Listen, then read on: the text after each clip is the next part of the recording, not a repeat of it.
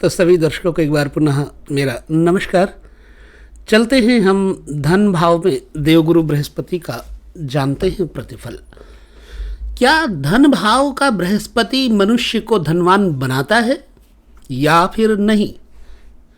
इस प्रश्न का उत्तर अक्सर लोग पूछा करते हैं।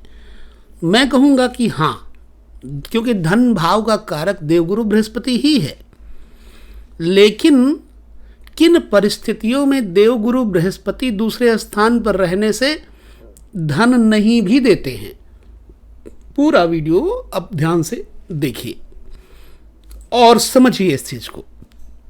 दूसरे स्थान पर प्रायः सभी विद्वान कहते हैं कि बृहस्पति रहने से जातक के अंदर विद्वता के गुण और यश से संपन्न, धनवान, बुद्धिमान, सबसे आदरणीय, सब जगह सुपूजनीय, उत्साही होता है और ऐसे व्यक्ति की कीर्ति की पताका फहराती है, क्योंकि ये ऐसा व्यक्ति सबसे प्रिय बोलता है, भाषण अच्छा होता है, ऐसा प्रवचन इसका अच्छा होता है, क्योंकि गंभीरता रहती है, सुशीलता रहती है, वैभव संपन्न रहता है।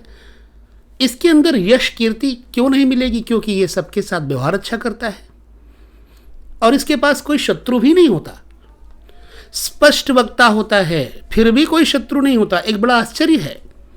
परंतु मधुरभाषी, रूपवान और अपने संबंधियों में ऐसा व्यक्ति मुखिया होता है और ऐसा व्यक्ति किसी जगह पर कहीं से इकट्ठा किया हुआ धन भी हासिल करता है, प्राप्त करता है, संग्रहित करता है।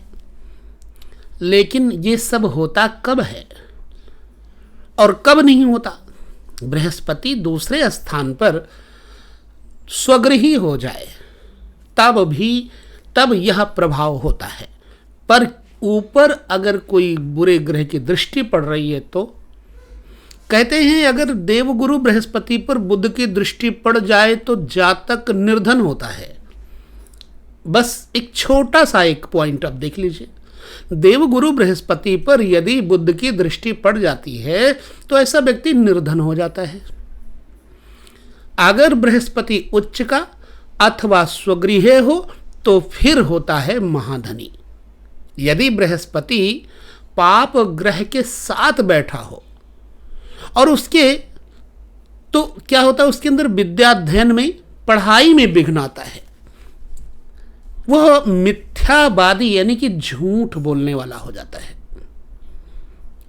और क्रूरभाषी हो जाता है, कड़वा बोलने लगता है और ऐसा व्यक्ति दूसरों के धन पर निगाह रखता है। अपने बुद्धिमानी से, अपनी चालाकी से दूसरों का धन ऐंठना, ठगना अपनी वाणी से, बस इसका यही काम होता है। अगर बृहस्पति नीच राशिगत और पाप युक्त हो तो एक बात और बता देते हैं, ऐसा व्यक्ति शराबी भी होता है, यानी मदिरा पान करने वाला भी होता है। आचरण में उसके भ्रष्टता आ जाती है और फिर ऐसा व्यक्ति जब झूठ बोलेगा, शराब पिएगा तो भैया दूसरे की स्त्री में वो मातृभाव नहीं रख सकता। स्पष्ट लिखते हैं शास्त्र कि ऐसा आदमी पर स्त्री रत हो जाता है। पर स्त्रियों के साथ प्रेम की बात तो अलग है, पर स्त्री गामी की बात कही गई है। मतलब दूसरे की स्त्रियों के साथ ऐसा व्यक्ति व्यभिचार करता है, पर स्त्री गामी हो जाता है और इसके पुत्र नहीं होता कोई। और ऐसा व्यक्ति चूंकि दूसरा स्थान कुटुंब का है तो जब झूठ बोलेगा, क्रूर बोलेगा, कड़वा रहेगा, मदिरा पान करेगा तो कुटुंबी उसको कहाँ सम्मान देंगे? क्योंकि कुटुंब तो ऐसे व्यक्ति का अच्छा होगा, पर यह व्यक्ति जो बुराइयों में भरा पड़ा रहेगा तो इसके साथ उसके परिवारजनों की बनेगी नहीं। ऐसी अवस्था में ऐसा व्यक्ति अपने कुटुंब का नाशक बताया जाता है। दूसरे की स्त्रियों में रत होने के कारण किसको इस लोक में प्रशंसा मिली है? किसी को नहीं मिली।